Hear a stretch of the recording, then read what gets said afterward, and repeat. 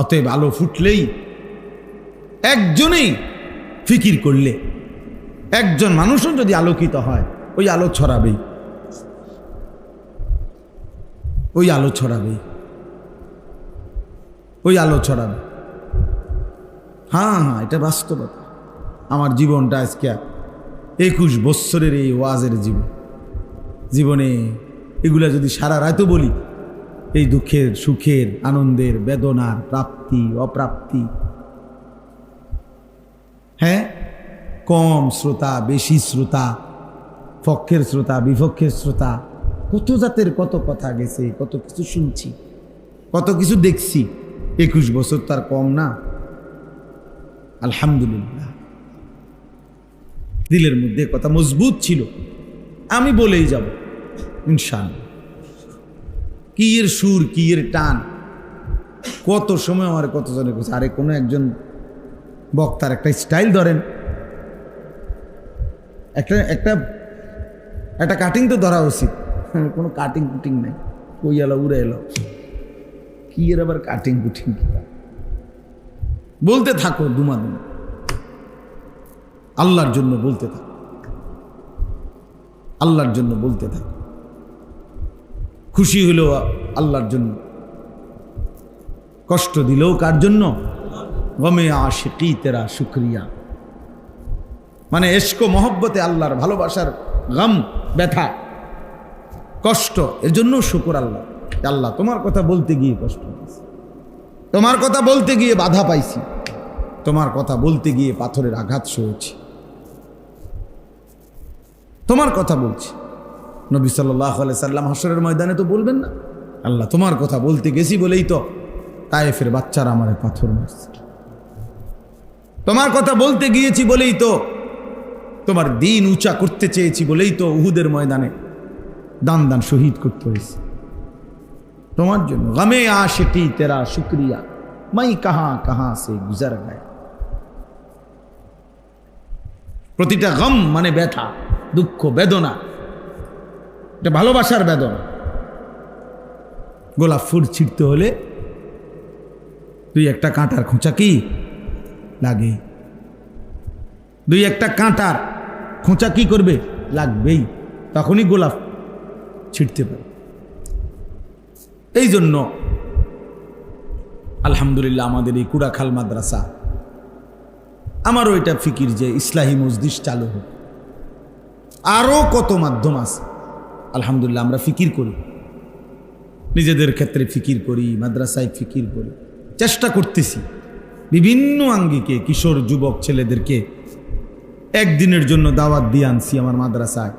প্রায় 450-500 ছেলে school college ইউনিভার্সিটির জন্য এবছর 8ই ফেব্রুয়ারি প্রায় 450-500 ছেলে সকাল 10টা থেকে মাগরিব পর্যন্ত ছিল। এই তাদেরকে বিভিন্ন সূরা, কেরাত, দোয়া, কালাম, নসিহত শেখানো হয়েছে। এই মাসে 5, 6, 7 3 দিন ব্যাপী প্রায় 350 ছেলে স্কুল কলেজ ইউনিভার্সিটির, আমাদের মাদ্রাসা তখন বন্ধ ছিল, এই বন্ধকালীন 3 দিন লাগাতার আমি নিজেও থাকছি, কোনো মাহফিলেও যাইনি। মহিউদ্দিন ভাই পুরা সময় ছিল। প্রায় 30 জন মুআল্লিম দিয়ে এই ওযু, নামাজ, সূরা, কেরাত স্কুল কলেজ ইউনিভার্সিটির ছেলেদেরকে, জেনারেল ছেলেদেরকে, মুরুক্ষ হোক শিক্ষিত হোক দিন মজুর হোক শেখাইবার চেষ্টা করছি। আলহামদুলিল্লাহ আল্লাহ করাইছে। প্রায় 350 ছেলে ছিল আমাদের সব মিলায়। তার মানেও এখনকার পর্যন্ত এক হলো ফিকির, বহু আইটেম, আরও কি হইতে পারে, আরও কি হইতে। আমাদের বুজুর্গরা 1 মিনিটের মাদ্রাসা বই লেখছে, বইয়ের নামে 1 মিনিটের মাদ্রাসা, মানে 1 মিনিট সময় দিবেন, 5টা দিনই কথা জানেন। 1 মিনিটে 1 মিনিট শুধু পড়বে, আপনি শুধু কত শুনবেন। 5 মিনিটের মাদ্রাসা, আমাদের বুজুর্গদের বই আছে মোটা, 5 মিনিটের মাদ্রাসা। 5টা মিনিট শুধু বসবেন, 5 মিনিটে দিনের অনেকগুলো কথা শুনবেন, দিনের অনেক কথা শুনবেন।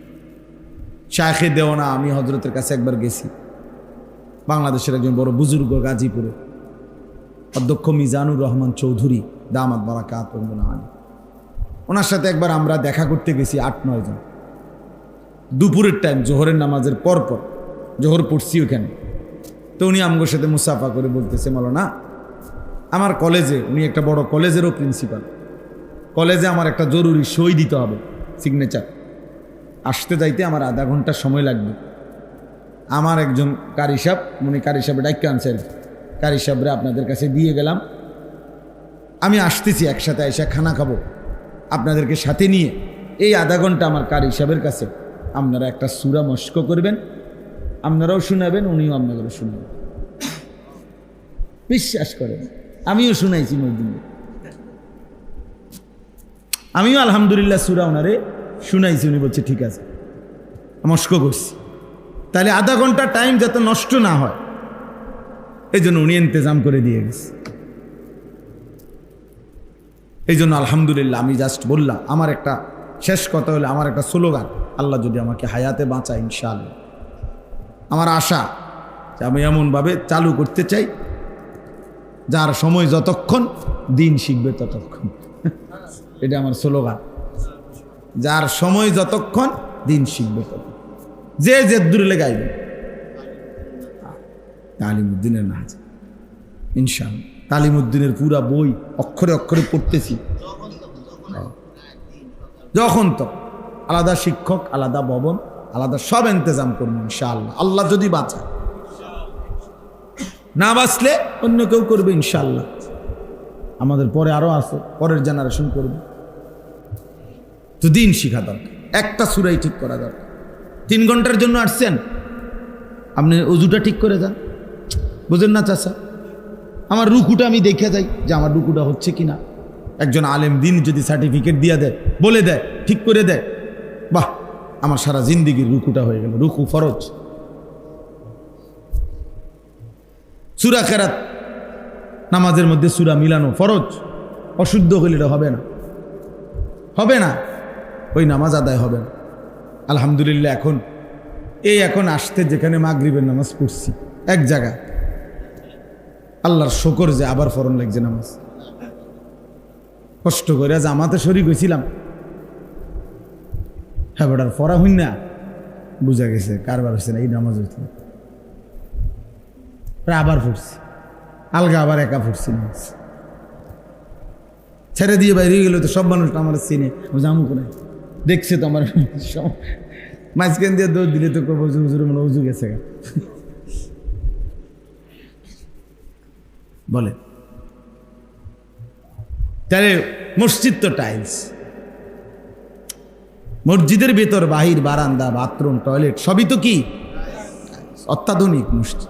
SS5-এর গেট, SS5-এর জানালা, মনে করো এটার নাম দিন। অথচ নামাজগুলো হচ্ছে না মুসলমানের, তো কি অবস্থা হবে এই বেচারা? এই টাইলস দিয়া হবে কি?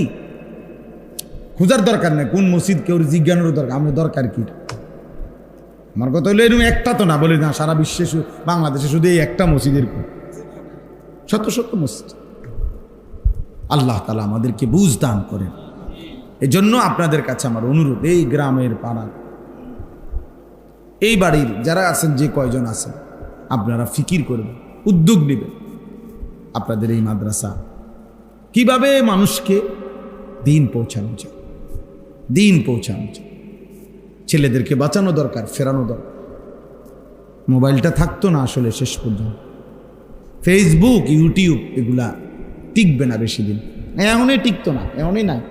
এই নতুন লেটেস্ট যে ChatGPT, AI সহ আরো কিছু নতুন যে অ্যাপস আইছে, নতুন প্রযুক্তি, এগুলা উড়ে যাবে সব, কিচ্ছু না, এগুলো কেউ দেখতো না। সিস্টেম হলো এমন যে 800 কোটি মানুষের পিছনে প্রযুক্তি, বর্তমান আধুনিক প্রযুক্তি সিস্টেম এমন বানাইছে 800 কোটি মানুষের সাথে মনে হয় যেন একজন একজন করে জিন লাগায় রাখছে, জিনের মতো। অর্থাৎ আপনার চিন্তা, চেতনা, ইচ্ছা, আকাঙ্ক্ষা, ভাবনা কি, ওইটা পর্যন্ত সে বলে দিবে। আপনি শুধু সার্চ দিয়ে জিগাইবেন যে আনিসুর রহমান আশরাফী সাহেব কি পছন্দ করে, ওনার বয়ান কি বলতে ভাল লাগে ওনার কাছে, কই আছেন হেডা, হে আপনার জিনের মতো করে দেন। হ্যাঁ তুমি দেখো এই আইতে আমার নামে জিগায় দেখেন কি কর, ঠিক যেটা আপনারা শুনছেন এমনই করি। আশ্চর্য, কুমিল্লা শহরে ঠাকুরপাড়া বাসা, দুইজন তো বলে এটা কিটা মানুষ না জিন, আল্লাহ। তাইলে প্রতিটা মানুষকে পরিবর্তন করার তারা তাদের মতো করে ইয়াহুদিরা, খ্রিস্টানরা, ইসলাম বিরোধীরা বানানোর ষড়যন্ত্র। চুল, চেহারা, লেবাস, পোশাক তো বদলেই দিছে। দেখলে কি আর বোঝা যায় এক নজরে সে মুসলমান? দাড়িবিহীন মানুষ কেমনে বুঝবেন সে মুসলমান? চুল কাফের বেঈমানের মতো কেমনে স্বীকৃতি, আমরা সাক্ষী দিবেন কিভাবে, কোন যুক্তিতে? ও মুসলমান কিসে? এক ওয়াক্ত নামাজ পড়ে না কোনোদিন মসজিদে, আর আপনি কিভাবে সাক্ষী দিবেন মুসলমান? ফজরের নামাজ 365 দিনে কোনোদিন পড়ে না, আপনি ওরে কিভাবে মুসলমান বলবেন? রসুল বলে নাই, নবী সাল্লাল্লাহু আলাইহি সাল্লাম ওরে মুসলমান বলে নাই। নবীজি বলছে লা ইয়াশহাদুহুমা মুনাফিকুন। এশার নামাজ এবং ফজরের নামাজ বিশুদ্ধ হাদিস, নবীজি বলছে যে মুনাফিক সে এশা এবং ফজরের জামাতে আসে না। তাহলে ফজরের নামাজের অনুপস্থিত ব্যক্তির জন্য নবীজি কি পরিচয় দিচ্ছেন বলেন না কেন? তাহলে সুপারিশ কে করবে? তার আব্বায়, তার বাফিনি সুপারিশ করবে। হ্যাঁ, আপনি ফজরের নামাজ পড়েন না, আপনারে আপনার নবী বলছে মুনাফিক তুই, তাহলে এবার হেরে সুপারিশ কে করবে? তার আব্বাইনি সুপারিশ করবে, তার দাদানি সুপারিশ করবে। বলেন, সুপারিশ যিনি করবেন তিনি তো বলতেছেন সে মুনাফিক। কথা বোঝেন নাই? তাই কে সুপারিশ করবে? তাই আপনি বলেন, বলো ছেলেরা, তোমার নবী যে তোমার সুপারিশ করবে, তো তিনি তো বললো তুমি মুনাফিক, তো মুনাফিকের জন্য উনি সুপারিশ করবে কিভাবে?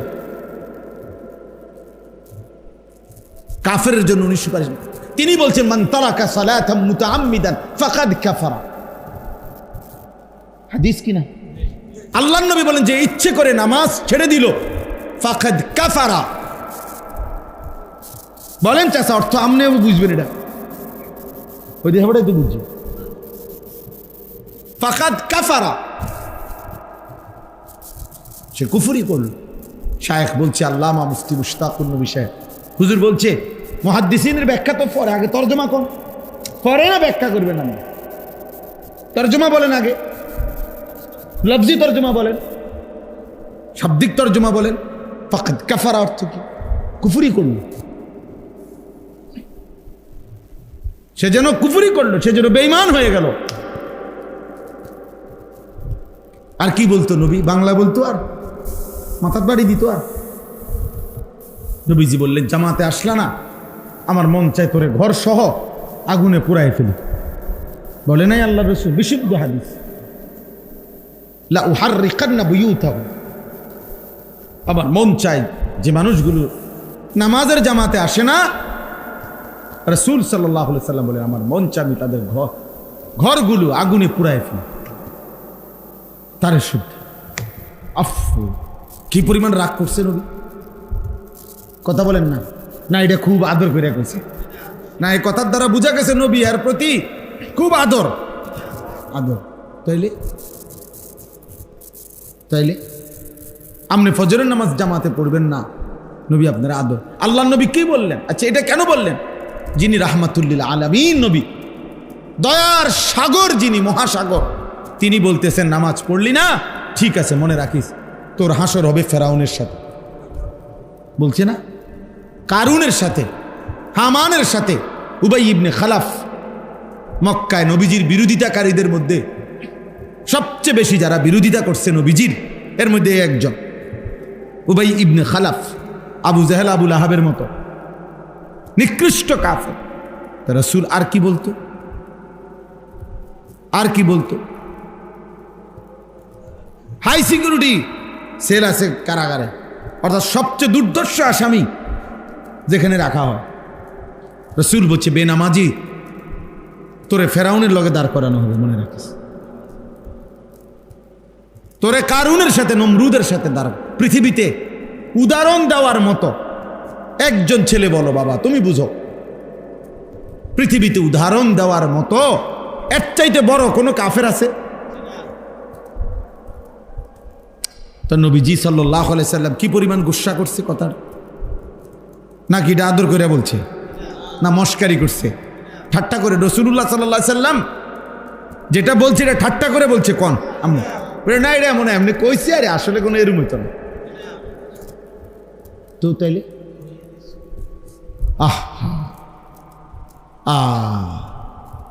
ডোলে এমনি ডোলে, নবীর এসকে ডোলে লড়ে, হ্যাঁ নবীর এসকে আপনি ডোলেন।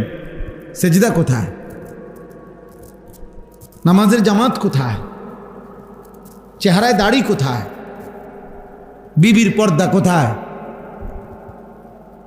ফজরের নামাজের সেজদা কোথায়? বিশুদ্ধ কোরআন তেলাওয়াত কোথায়? পাক নাফাক কোথায়? হালাল হারাম কোথায়? হ্যাঁ, সুদখোর নবীর আশেক বলেন না কেন? কিস্তিখোর যে কিস্তি নেয় ওই নবীর আশেক বলেন না কেন চাচা? যার ঘরে প্রতিদিন রঙিন টেলিভিশন চলে, নাচ গান নাটক সিনেমা, ও নবীর আশেক। যার চা দোকানে প্রতিদিন টেলিভিশন চলে, 24 ঘন্টা টেলিভিশন চালায় রাখে, ও রাসূলের আশেক। কি বলে বিবেক, কি বলে ইনসাফ, কি বলে? তুমি যুক্তি দিয়ে বুঝাই দাও। কোরআন হাদিস তো নাই পাইতা না, যুক্তি দিয়েই বুঝাই দাও না চাই।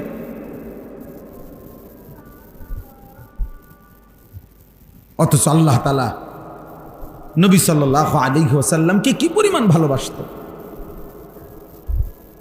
কি পরিমাণ ভালোবাসতেন, কি পরিমাণ মহব্বত করতেন। পুরাটা জীবন খুঁজে খুঁজে আমরা সেই নবীর বিরোধিতা করে করে, অথচ আমরা রাসূলুল্লাহ সাল্লাল্লাহু আলাইহি ওয়াসাল্লামের ভালোবাসার দাবি করছি।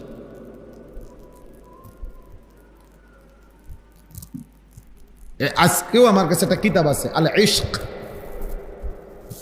ইশক কই না আমরা, এই যে আশেক, ইশক এই কিতাবের নামে, এটা আমার গাড়িতে আছে এখন, মানে পড়ার জন্য আনছি, পড়ি আর কি গাড়ির বসে। ওইখানের মধ্যে লিখছে ইশক কাকে বলে, ইশক কাকে বলে? ইশক বলা হয় তাজাউযু হাদ্দিল মুহাব্বা, ভালোবাসা মহব্বতের সীমা অতিক্রম করা। ভালোবাসা মহব্বতের সীমা কি করে ফেলা? অতিক্রম। তাহলে যদি কেউ আশেক হয় তো এটা তো ভালোবাসার চূড়ান্ত স্তর, যে যেখানে কোনো নিয়ম কানুনে মানে না, শুধু ভালোবাসে। ওই প্রিয়জনকে ছাড়া যার কল্পনায়, যার চেহারায়, যার সুরতে আর কোনো কারো চিহ্ন ভাসে না, তাকে না বলবো কি মিয়া আশিক। তাজাউযু হাদ্দিল মুহাব্বা, মুহাব্বতের হদ, সীমানা অতিক্রম করা, ইশক। এজন্য ইসলামের মধ্যে এটা খুব চাইছে এমন কিচ্ছু না। এই জন্য কোরআন সুন্নাহর মধ্যে ইশক শব্দ নাই, কোরআনেও কোনো আয়াতে নাই, হাদিসেরও কোনো শব্দে এই শব্দ নেই। মানে আল্লাহ এবং তার রাসূল যেন বলছে, বাবুরে আমার সীমানা ফারণ দরকার নাই, তুমি সীমানাত থাকো, মহব্বতেই করো। কথা বুঝেন নাই? সীমানা ফারণ লাগবে না, জাগাত থাকো, তুমি সীমানার মধ্যে থেকেই মহব্বত করো, ভালোবাসো, ভালোবাসো। এই জন্য কোরআনে কোনো ইশক শব্দ নাই, বুঝছেন না? হাদিসেও নাই, আছে মহব্বত। কোন শব্দ আছে? মহব্বত। লা ইউমিনু আহাদুকুম হাত্তা আকুনা আহাব্বা ইলাইহি মিন ওয়ালিদিহি ওয়া ওয়ালাদিহি ওয়ান নাসি আজমাইন। আল্লাহ নবী সাল্লাল্লাহু আলাইহি ওয়াসাল্লাম বলেন, তোমাদের পিতা মাতা সন্তানাদি সমস্ত মানুষের চাইতে যদি আমাকে সবচেয়ে বেশি মহব্বত না করো, তাহলে পূর্ণ মুমিন হতে।